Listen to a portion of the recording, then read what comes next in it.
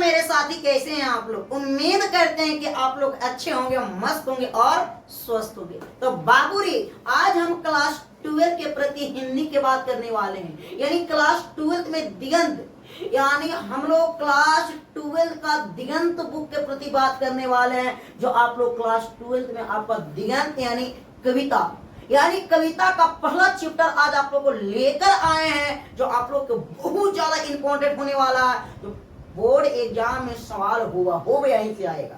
तो बाबू रे देखिएगा आप लोग, यानी का कड़वक। क्या बाबू? चैप्टर के नाम है कड़वक। यानी समझ, आप लोग देख के ही समझ गए होंगे कि ये चैप्टर एकदम लाजवाब चैप्टर होगा। यानी कहने की मतलब होता है बाबू, यह जो चैप्टर है, यानी ये जो चैप्टर है ना बाबू, अगर इसे मन से पढ़ लेते हैं, हम बोल दे रहा बाबू, समझ लेना, अगर मन से पढ़ लेते हैं ना तो सीधा सीधा एग्जाम हॉल में आप अगर तोड़ता नहीं है बाबू, आप उम्मीद कीजिए कि चैनल से आपको इतना फायदा होने वाला है, यानी फ्री ऑफ कॉस्ट। यानी फ्री ऑफ कॉस्ट क्लास चल रहा है बाबू, जो आप लोग का बोर्ड एग्जाम में डायरेक्ट सवाल यहीं से ही पूछा जाएगा। यानी देखिएगा आप लोग, ठीक है। तो आइए हम बात करते हैं, सबसे पहला क्वेश्चन के प्रति बात करते हैं। बाबूरी, यानी चैप्टर का नाम है कड़वक। क्या नाम है रे? कड़वक। आइए, यानी चैप्टर का नाम है ना बबुआ, यानी चैप्टर का नाम है कड़वक। क्वेश्चन है बबुआ, चैप्टर का नाम है कड़वक। यानी देखेंगे, यानी हिंदी पढ़ रहे हैं क्लास 12, मलिक मोहम्मद जायसी। मोहम्मद ना होता, मोहम्मद होता, सॉरी बबुआ, सॉरी सॉरी सॉरी रे, मोहम्मद होता है, ठीक है। तो देखेंगे कड़वक का लेखक कौन है? कहेगा कड़वक। अरे बबुआ, कड़वक यानी क्लास 12 का बात कर रहे हैं सर, हिंदी क्या हो दिगंत में कड़वक, तो कहिएगा ना कि कड़वक का जो लेखक है ना बाबू, वो कड़वक का लेखक है मलिक मोहम्मद जायसी जी है। कौन है रे? मलिक मोहम्मद जायसी जी है। तो आपसे यह सवाल पूछेगा बोर्ड कि बताइए कड़वक कविता का लेखक कौन है? बताइए, यानी एक कड़वक कविता का लेखक कौन है? मलिक मोहम्मद जायसी जी हैं। कौन है? मलिक मोहम्मद जायसी जी हैं। और आगे बात करते हैं। देखिए, ये मलिक मोहम्मद जायसी जो है ना, ये इनका जो जन्म हुआ था बबुआ, वो 15वीं के सती उत्तरार्ध अनुमानतः 1492 में। एरे बबुआ, इनका जो जन्म हुआ था ना, किनका? मलिक मोहम्मद जायसी का जन्म हुआ था, वो 1400 कब हुआ था? 92 में हुआ था। कब हुआ था? चलिए बोल दीजिएगा बबुआ, 1492 में इनका जन्म हुआ था। ये जो इनका जन्म हुआ था और इनका जो निधन का जो डेट रखा गया है, अनुमानतः ही रखा गया है, यानी 1548 ईस्वी में अनुमानतः डेट, यानी जन्म 1492, जन्म 1492 और मृत्यु 1548। कब बाबू? मृत्यु 1548 के अनुमानतः डेट में। कौन सा डेट में रे बबुआ? अनुमानतः डेट में रखा गया, ठीक है। आइए और आगे हम बात करते हैं। अरे बबुआ देखिएगा रे, अब देखिएगा, इनका निवास स्थान कहाँ है? आपसे पूछ दिया सवाल निवास स्थान, तो आपसे पूछा कि मलिक मोहम्मद जायसी का निवास स्थान कहाँ है, तो बबुआ ये जायस कहाँ पड़ता है? तो कब्र अमेठी, उत्तर प्रदेश। कहाँ बाबू? उत्तर प्रदेश के एक लखनऊ में पड़ता है। कहाँ रे बबुआ? लखनऊ में। कहाँ? लखनऊ में। कहाँ रे? लखनऊ में। अब जरा एक और सवाल तो बताइएगा। अरे बबुआ, आपसे यह भी सवाल बोर्ड पूछेगा कि बताइए मलिक मोहम्मद जायसी का जो जन्म हुआ था, यानी निवास स्थान, जन्म हुआ था 1548 और इसका निवास स्थान जब पूछे ना, जब निवास स्थान पूछे तो निवास स्थान होती है जायस, कब्रे अमेठी, उत्तर प्रदेश के रहने वाले व्यक्ति हैं। और आगे जरा और देखिएगा, बोर्ड में कैसे डायरेक्ट पूछ देता है। इनका पिता, इनका जो पिता है ना रे बबुआ, इनका जो पिता है ना, ये मलिक शेख, काची नाम है? पिता के नाम है मलिक शेख ममरेज। मलिक शेख ममरेज, यानी इसका एक नाम और है, यानी मलिक राजे अशरफ। मलिक राजे अशरफ, इनका एक नाम और है मलिक राजे अशरफ। मलिक राजे अशरफ, मलिक राजे अशरफ। आओ आगे, आओ आगे। यानी इसका गुरु, ये आगे बढ़े तो इसका गुरु का महत्वपूर्ण योगदान होगा। यानी गुरु का नाम नाम बताइयो रे बबुआ। गुरु का नाम है सूफी। क्या रे बब्बू? गुरु का नाम है सूफी संत। कौची है? सूफी संत शेख। सूफी संत शेख मुहीदी और सैयद अशरफ जहांगीर, इनका गुरु का नाम हुआ। किनका रे बबुआ? एक गुरु किनका? मलिक मोहम्मद जायसी का गुरु का नाम हुआ। काची? सूफी संत शेख। सूफी संत शेख मुहीदी और सैयद अशरफ जहांगीर। क्या है? सैयद अशरफ जहांगीर नाम है। ठीक है, आ जाइएगा। इनका वृत्ति क्या था? यह वृत्ति जानते हैं? शुरू में ही क्या किए थे? शुरू में जायस में रहते हुए, जायस में ही इनका जन्म हुआ था। ये जायस में रहते हुए, शुरू में जायस में रहते हुए एक किसानी की। शुरू में क्या किए? जायस में रहते हुए एक किसानी का काम किए। किसानी के बाद में ये शेष जीवन, इनका जो शेष जो जीवन बचा ना, बाकी जो जीवन बचा ना बाबू, वो फकीर में रहा। फकीर का मतलब होता है जो घूरता पीता घर दुआ पर मांगता न चलता है, उसे हम लोग फकीर बोलते हैं। एक फकीर में बचपन में जानते हैं, बचपन में ये अनाथ हो गए थे। इनका माता पिता दोनों मर चुके थे, यानी अनाथ हो गए थे। साधुओं फकीरों के साथ भटकते हुए बचपन बीता। यानी यहाँ से सवाल इनका उठेगा कि बताइए इनका वृत्ति क्या था? तो वृत्ति यह था कि बचपन में सबसे पहले कहाँ गए थे? यानी जायस में रहते थे, अपना गांव में ही। ये बेचारा किसानी काम करते थे। एक फकीर भी थे। इनको माता पिता बचपन ही में मर गए थे, बेचारा अनाथ हो गए थे। इसके बाद और कहता है सवाल कि ये बेचारा फकीरों और साधुओं के साथ घूमता हुआ अपना जीवन को क्या किया? घूमता भटकते हुए अपना जीवन बीता। यानी किसी तरह इनका जीवन बीत रहा था। ठीक है, आ जाइएगा। व्यक्तित्व कैसा था? यानी व्यक्ति कैसा था? तो व्यक्ति जो था ना बाबू, वो चेचक के कारण रूपहीन था। यानी जो आपका जो ये चेहरा है ना, ये कितना स्मार्ट लग रहा है, ब्यूटीफुल, ये सब उनको में नहीं था। इनको में क्या था? चेचक के कारण रूपहीन, रूप खराब हो गया था। बाई आंख, यानी एक बामा आंख जो था, यानी बाई आंख और बाई कान से क्या थे? वांछित थे। न एगो आंख था और न एगो कान था। तो उस व्यक्ति को क्या नाम धरा जाता है? गांव में समझ लीजिएगा। अरे जेकर एगो कान नहीं है और आंख नहीं है, उसका गांव में अलग तरीका से लोग नाम भी रखते हैं। तो बाबू आप समझिएगा कितना बेचारा आप दुख के साथ यहाँ पर कहानी लिखे हैं, समझिएगा। आगे कृतिया क्या था? तो कृतिया में आता पद्मावत। क्या रे बबुआ? पद्मावत। अखरावट था। पद्मावत, अखरावट, आखिरी कलाम, कतहर, कहरानामा, ये सब इनका क्या था? कृतिया था। तो आपको उम्मीद करते होंगे कि ये समझ में आया होगा कि नहीं? जरा एक बार आप लोग कमेंट बॉक्स में कौन जल्दी कीजिएगा। ये आपका इनका कौची बताएं बाबू? ये इनका रहा क्या? ये इनका रहा काची? तो ये आपका यहाँ इनका जिम्नी के बारे में चर्चा किए। अब हम लोग पढ़ने वाले हैं क्या?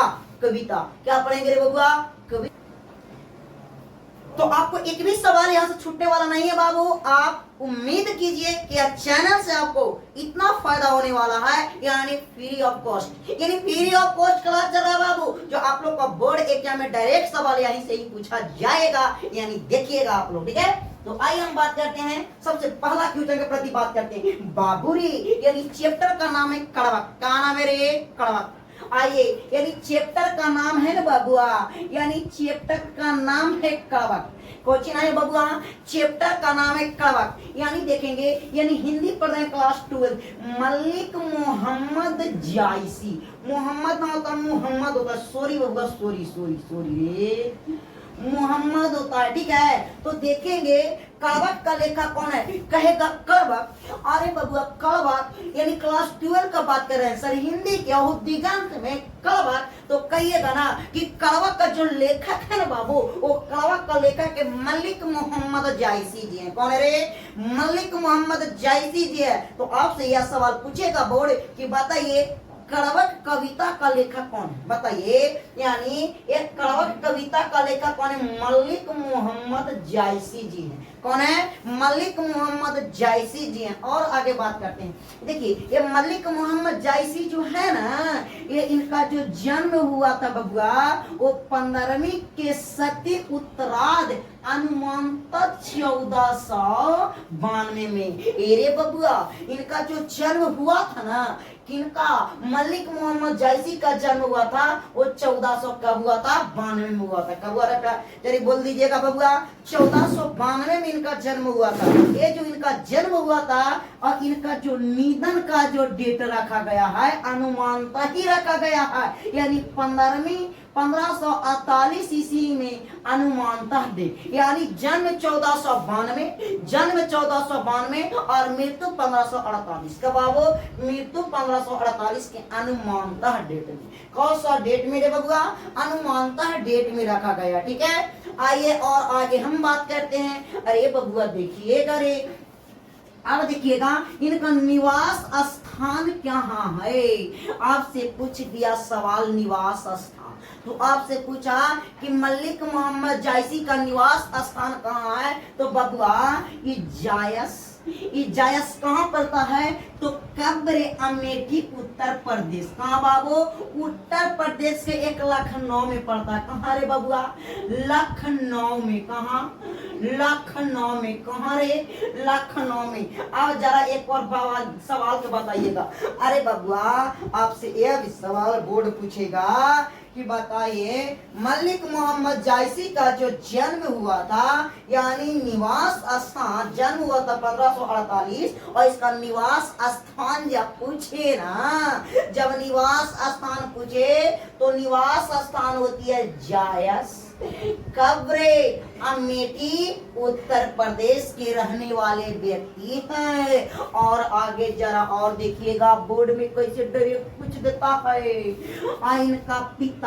इनका जो पिता है ना रे बबुआ, इनका जो पिता है ना, ये मलिक शेख का नाम है, पिता के नाम है मलिक शेख ममरेज।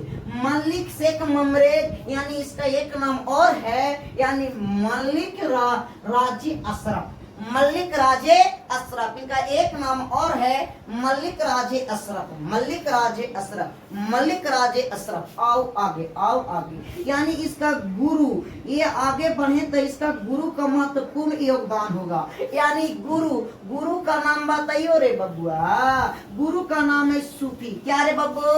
गुरु का नाम है सूफी संत। कौची है? सूफी संत शेख मुहीदी और सैयद अशरफ जहांगीर, इनका गुरु का नाम हुआ। किनका रे बबुआ? एक गुरु किनका? मलिक मोहम्मद जायसी का गुरु का नाम हुआ काजी?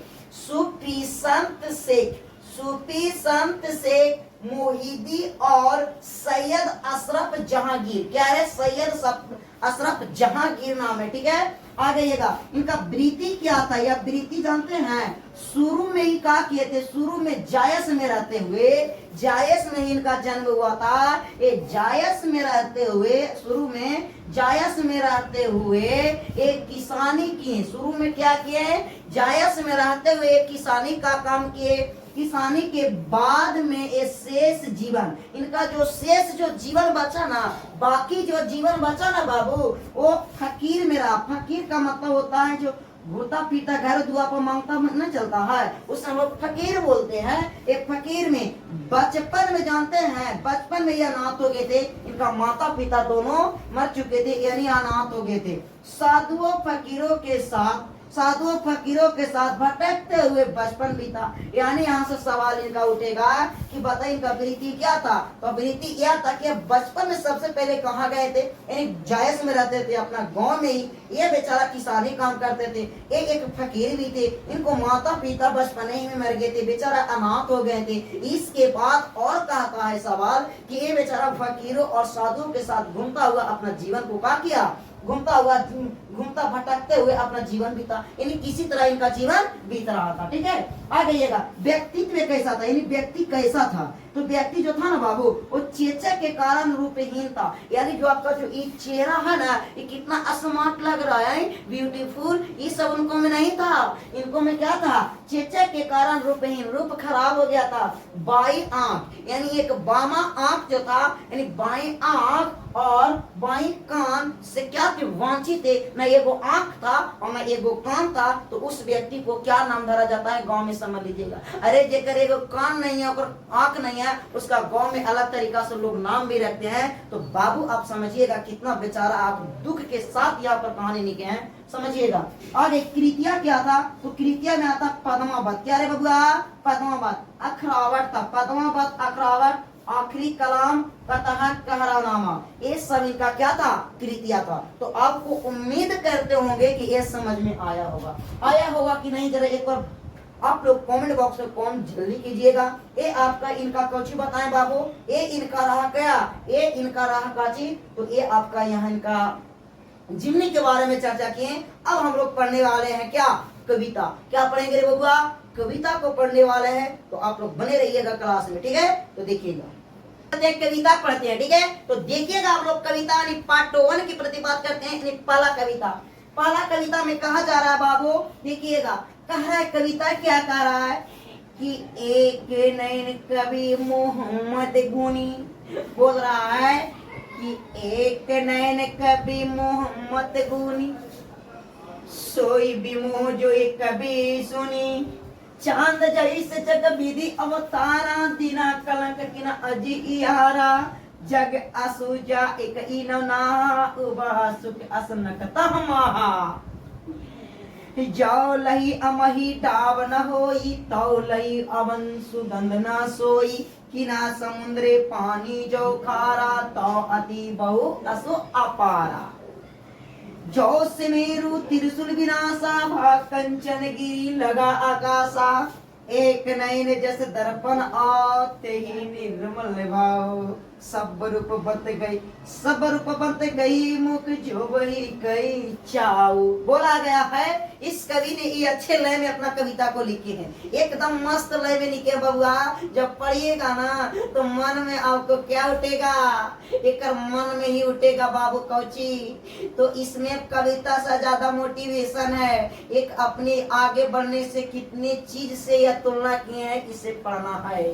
तो आइए कहते हैं कवि कि एक नैन कवि मोहम्मद गुनी, सोई बिमो जोई कभी सुनी। बोला गया है कवि का अर्थ होता है कि एक नैन मतलब होता है आंख। क्या होता है बबुआ, आंख। एक नैन, कवि का एक नयन था, एक ही आंख था। एक नयन कवि मोहम्मद गुनी, गुनी मतलब गुणवान होता है, यानी कवि जो थे एक ही नयन का थे, लेकिन बहुत ज्यादा गुणवान थे। कौन, एक नयन कवि मोहम्मद गुनी, कवि एक ही नयन के थे लेकिन बहुत ज्यादा गुणवान थे, बहुत ज्यादा गुणी थे। और कहते हैं सोई बिमो जेई कवि सुनी, सोई बिमो कवि सुनी, यानी कहते हैं कवि कि सोते हैं कि चांद जैसे जग विधि अवतारा, दिया कलंक नहीं उजियारा। बोला गया है कि चांद जैसे जग विधि अवतारा, दिना कलंक किना अधिक उजियारा। बोला गया है कि चांद जैसे जग विधि अवतारा। ये बेचारा कहते हैं कि हम जो जन्म लिए हैं ना, एक चांद से कम नहीं है, मेरा जन्म चांद से कम नहीं है। बोलते हैं कि मेरा एक ही नयन है, मेरा एक ही नयन है। कवि बोलते हैं कि मेरा एक ही नयन है, तो ही बोलते हैं कि चांद जैसे जग विधि अवतारा। चांद जैसे मतलब होता है जैसा, जग मतलब संसार, विधि मतलब विधि, अवतार मतलब होता है जन्म लेना। यानी ये भी जन्म लिए है ना, तो एक चांद की जैसा जन्म लिए हैं।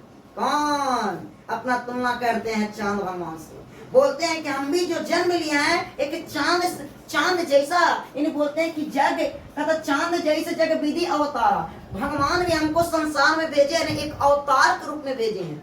एक अवतार में हम चांद से कम नहीं है।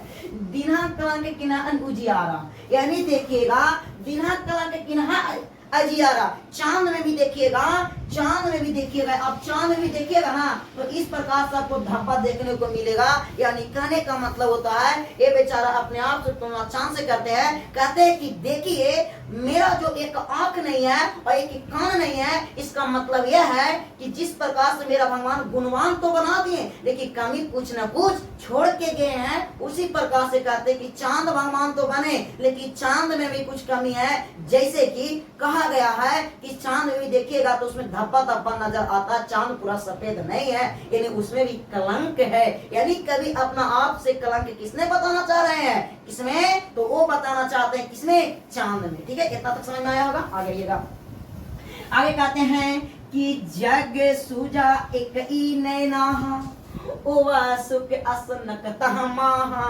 बोलते हैं कि जग मतलब होती है संसार, जग सूजा एक ही नैना, यानी कवि का एक ही नैन था, उवा सुख असन खत्म, यानी कहते हैं बाबू, यानी उवा सुख न खत्म, यानी शुक्र न 70, यानी देखिएगा कि सारा चांद एक तरफ रहेगा, सारा जितना ऊपर तरेगर रहता है सो एक ही तरफ रहे, पूरा तरेगर ऊपर रहेगा, लेकिन जो नक्षत्र होती है नक्षत्र, ये जो नक्षत्र होती है ना, वो नक्षत्र एक तरफ होती है। तो ही कहते हैं कवि जी कि जग सुझा एक ही नैना, यानी जग में देखा जाए तो एक ही नैना, एक ही नैना, एक ही नैना, नक्षत्रों का माध्यम, यानी कहा गया है बाबू कि जग सूझा एक ही नैना, उवा सुख असन खत्म, यानी कहते हैं कि नक्षत्र भी जो होते हैं ना, जो नक्षत्र भी होते हैं वो क्या करते हैं, वो अपना नक्षत्र जो होते हैं वो भी यानी ग्रह जो होती है वो एक साइड हो जाती है, यानी किससे,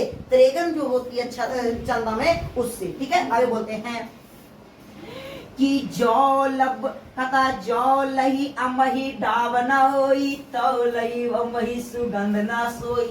क्या कहना चाहते हैं इसका मतलब, इसका मतलब यह कहना चाहते हैं कि जो लमही कथा जो लही अमही डाव न होई, जो लही अमही डाव न होई, तो लही सुगंध बरसाई न होई, यानी बोलना चाहते हैं कि एक आम का तुलना अपना आंख से किए हैं कि जब तक एक आम में मंजर नहीं आता है, जब तक वह मंजराता नहीं है, तब तक उस आम का पेड़ में सुगंध जरा सा भी नहीं आता है। यानी कहने का मतलब होता है कि एक आम का जो पेड़ होता है उसको फरने के लिए मंजर की जरूरी होती है, यानी उसका सुगंध देने के लिए मंजर की जरूरी होती है। यानी कि कहता जो लही अमही डाब न होई, जब तक आम में डाब नहीं होता है, यानी मंजराता आम नहीं है, तो लई अमही सुगंध न सोई, यानी जब तक उसमें सुगंध भी नहीं आएगा, यानी वो मंजराएगा तभी सुगंध आएगा, जब नहीं मंजराएगा तो सुगंध नहीं आएगा। यानी कवि जी कहते हैं कि उसमें भी कलंक बताते हैं। कवि एक कलंक किस पर बता रहे हैं, एक आम का पेड़ पर कलंक बताना चाहते हैं। आगे सुनिएगा, आगे कहते हैं कि किन्हा समुद्रे पानी जो खारा, बोलते हैं कि किना समुद्रे पानी जो खारा, तो अति बहु असुज अपारा। कितना सुंदर बात लिखे हैं, बोले हैं बाबू कि किना समुद्रे पानी जो खारा, अरे तो अति बहु असुज अपारा। बोलना चाहते हैं कभी अपने माध्यम से बोलना चाहते हैं, यह बात इसमें बोलना चाहते हैं, यह माध्यम से कहना चाहते हैं कि किन्हा समुद्रे पानी जो खारा, मेरे भारत का पृथ्वी जो है, भारत में पृथ्वी पर यानी 3 भाग में पानी है, एक भाग में ही क्षेत्र 3 भाग में पानी है, पानी है, यानी कहते हैं कि किना समुद्रे पानी जो खारा, समुद्र के पानी कितना होती है, अपार होती है, उसमें पानी का कमी नहीं होती है, लेकिन वो पानी पीने लायक नहीं होती है, क्योंकि वो पानी दूषित होता है। यानी कहने का मतलब वो पानी जो होती है वो खारा होती है, पीने से खराब लगता है, वो पानी कोई काम का नहीं है। उसी प्रकार से कहते हैं कि किना समुद्र पानी जो खारा, वो कभी वो पानी पीने लायक है, वो पानी इतना पानी है लेकिन पानी खरा है, तो अति बहु असुज अपारा, वो देखते असुज अपार पानी होती है, लेकिन वो पानी पीने लायक नहीं होती है। एक कवि कहना चाहते हैं अपना माध्यम से कि वो पानी पीने लायक नहीं है, वो भरे पानी अपार है, लेकिन उस पानी में भी कलंक बताना चाहते हैं कि वो पानी कैसा है, तो खारा है। समुद्र का पानी कवि जी कैसा बताते हैं, तो खारा बताते हैं। ऑब्जेक्टिव आपसे पूछेगा, अरे बबुआ पूछेगा तो पूछेगा बोर्ड में, बोल दिए ना। आगे आगे कहते हैं बाबू पति कि 100 सुमेरु कथा ध्यान दो, कथा कि जो सुमेरी तिरुसुल विनाशा, भाग कंचन गिरी लगे आकाशा। यानी बोलना चाहते हैं, यानी कहने का मतलब होता है बाबू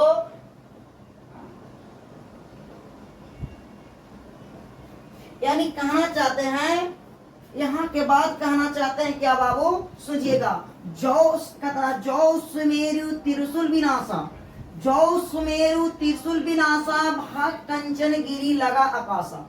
यानी बोलना चाहते हैं कि जो सुमेरु त्रिशूल विनाशा, यानी भगवान शंकर भगवान ने, यानी कहते हैं कि जो सुमेरु त्रिशूल विनाशा, जो सुमेरु त्रिशूल विनाशा भाग कंचन गिरी लगा आकाशा। यानी बोलते हैं कि जब सुमेरु पहाड़ पर, सुमेरु पर्वत पर शंकर भगवान ने उस पत्थर पर मारे थे अपना त्रिशूल से, तो वो जो था ना बाबू, वहां पर जो जितना पत्थर था से सोना बन गया था। क्या बन गया था बाबू, सोना बन गया था। यानी कहते थे कि जो सुमेरु त्रिशूल विनाशा, सुमेरु पहाड़ पर जब शंकर भगवान ने पत्थर में त्रिशूल से मारे थे, तो सारा पहाड़ का जो पाती था वो पत्थर पर सोना बन गया था। यानी जो सुमेरु त्रिशूल विनाशा, जब शंकर भगवान ने वहां पर त्रिशूल से मारे थे, तो वहां का जो पहाड़ का जो पत्थर था वो सोना बन गया था। यानी भाग कंचन गिरी लगा आकाशा। यानी कहते हैं कि भाग कंचन, कंचन का मतलब आपको हम बता चुके थे। कंचन का मतलब होता है बाबू, समझिएगा, यानी कंचन का मतलब हम आपको बताए थे कि कंचन का मतलब आपको अगाड़ी बता चुके हैं, ठीक है। आइए, कंचन का मतलब ध्यान दीजिएगा बाबू, यानी कंचन का मतलब कांच, यानी भाग कंचन गिरी लगा आकाशा। यहाँ से एक हम लाइन छोड़े हैं, उस लाइन को आपको पढ़ के बता देते हैं। उसके बाद कहा गया है, एक लाइन बताए, एक लाइन कहा गया है कि जो लही कलंक ना पारा, कहता जो लही गरी कलंक ना पारा, कंचन होई नहीं कंचन कारा। यानी कहते हैं कि कहता है जो लही गरी कलंक ना पारा, जो लही गरी कलंकना पारा, कंचन होई नहीं कंचन कारा। इन इसका अर्थ हो जाता है कि जौ, लही का मतलब होता है कि जिसमें सोना को पिघलाया जाता है ना, उसे लही कहा जाता है। सोना को पिघलाया जाता है उसे लही कहा जाता है। सॉरी, जौ लही घड़ी कलंकना पारा, सॉरी घड़ी जो होता है, सॉरी लही नहीं, लही का मतलब है घड़ी का, जो घड़ी होता है ना, जो घड़ी का मतलब होता है सोना ना पिघलाया जाता है उसे घड़ी कहते हैं। तो उससे पहले उसको क्या होता है, कांच होती है। तो सोना जब तक पिघलाया न जाएगा तब तक वो क्या, तब तक वह कांच होई न कंचन कारा, तब तक वह कांच कंचन कारा नहीं हो पाएगा। यानी एक नयन जस दर्पण ओ, कहता है एक नयन जस दर्पण ओ ते ही निर्मल भाव। कवि जी कहते हैं कि जो मेरा आंख है एक दर्पण के समान है। कवि जी कहते हैं कि जो मेरा एक ही नयन है वो दर्पण के समान है, वो स्वच्छ है। जो भी दिखता है स्वच्छ दिखता है, काल्पनिक कुछ नहीं। जैसे में कि मोबाइल से देखे उसमें फिल्टर लगा हुआ है, ये लगा हुआ है, गोरों को करिया करिया के गोर बना देता है, वो फिल्टर का कमाल होती है। ये सब कुछ नहीं। तो कहते एक नयन जैसे दर्पण और ते ही न निर्मल भाव। यानी कवि का कहना मतलब होता है कि एक नयन जैसे दर्पण और ते ही नहीं निर्मल भाव। यानी बोलना चाहते हैं कि वो कवि जो है वो निर्मल भाव के हैं। कैसा भाव के हैं, निर्मल मतलब स्वच्छ होती है, कोई इसमें दुरापन कुछ नहीं, किसी का देख के मतलब अति नहीं करते हैं, वो एकदम निर्मल और स्वच्छ हैं। सब रूपवंत ही मुख्य जो कहता है, जो वही कई चाओ, यानी सभी का रूप को जो देखते हैं ना उससे कुछ नहीं गलत कुछ नहीं समझते हैं। यानी कहते हैं वो अपना आंख का तुलना एक स्वच्छ दर्पण से करते हैं। वो अपना आंख का तुलना एक दर्पण से इसलिए करते हैं क्योंकि उनका जो आंख है ना एकदम स्वच्छ, आईना जैसे हम लोग आईना में देखते हैं ना चेहरा, उस तरह से आईना में स्वच्छ और सुंदर दिखाई देता है। उस तरह से जब देखते हैं तो स्वच्छ और सुंदर ही दिखाई देता है, इसके अलावा कुछ नहीं दिखाते। इसलिए अपना दर्पण, अपना आंख की तुलना दर्पण से करते हैं। ठीक है, तो यहाँ से आपका यह पाठ रहा बाबू। अगला पाठ आपको अगला क्लास में बताया जाएगा। तो आज और इतना ही। तो बाबू अगला पाठ जो अगला क्लास में ही बताया जाएगा आप लोग को। आज और इतना ही। कैसा लगा क्लास, एक बार प्यारे बच्चों कमेंट कीजिएगा। प्यार एक बार आप लोग कमेंट बॉक्स में कमेंट कीजिएगा। क्लास को शेयर करना मत भूलिएगा। और हाँ, जाते जाते अगर लाइक नहीं किया हो ना तो एक बार लाइक बटन को दबाकर ही चल जाइएगा। तो मिलते हैं बाबू।